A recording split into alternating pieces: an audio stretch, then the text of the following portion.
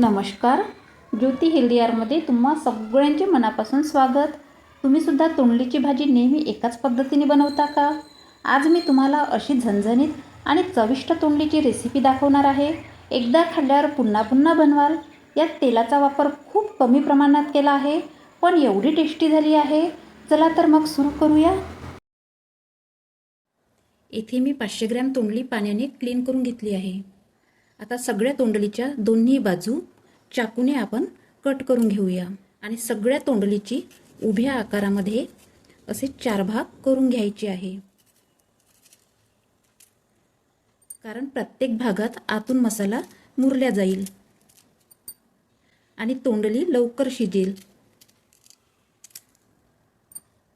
आता सगळ्या तोंडलीचे आपण 4 भाग केलेले आहे. आता एका पॅनमध्ये 2 पळी तेल घालून तेलात तोंडली घालून सॉफ्ट करून घेऊया, कारण असे केल्याने भाजी लवकर कुक होईल. यात 1 चम्मच हळद आणि 1 चम्मच मीठ घालू. मिठाने तोंडली शिजण्यास लवकर मदत होते. यावर झाकण ठेवून स्लो गॅसवर 3 ते 4 मिनिट तोंडली कुक करून घेऊ. आता तोंडली कुक होतपर्यंत मिक्सरच्या भांड्यात 3 टमाटर घालून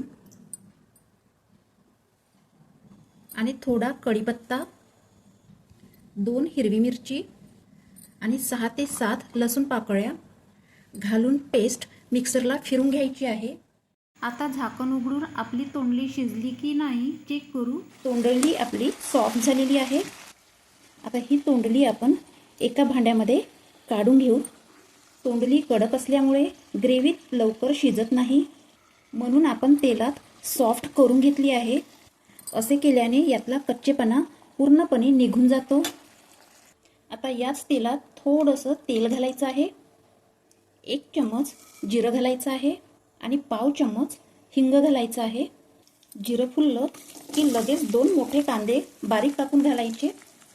कांदा हलकासा तांबूस करून घेऊया. कांदा हलकासा तांबूस झाला की लसूण अद्रक पेस्ट घालू. लगेच आपण बनवलेली टोमॅटो, हिरवी मिरची आणि कढीपत्ता पेस्ट घालूया. आता यात काही सुके मसाले घालूया. 1 चम्मच धनेपूड, 1 चम्मच काश्मीरी लाल मिरची पावडर, 1 चम्मच गरम मसाला, 1 चम्मच मॅगी मसाला.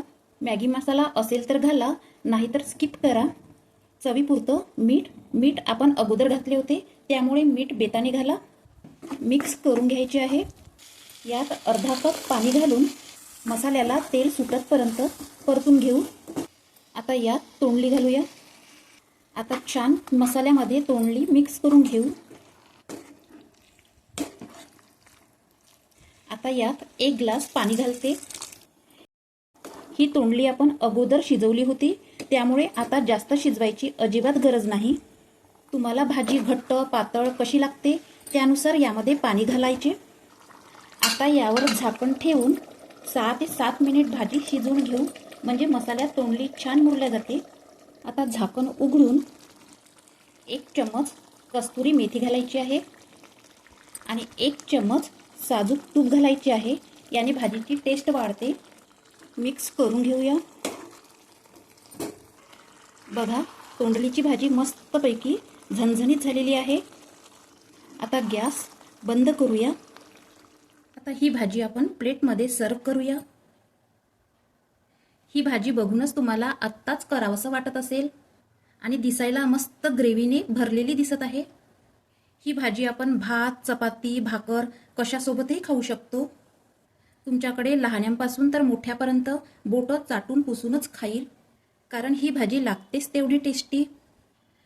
तुम्ही सुद्धा अशा पद्धतीने मसालेदार एकदा तोंडलीची भाजी करून बघा आणि कशी झाली तोंडलीची भाजी तर कमेंट्स करून नक्की सांगा. व्हिडिओला एक लाईक करा आणि आवडली असेल तर चॅनलला सबस्क्राईब करा. पुन्हा भेटूया अशाच पारंपरिक रेसिपीबरोबर. तोपर्यंत हेल्दी खा, हेल्दी रहा. Take care. राधे राधे.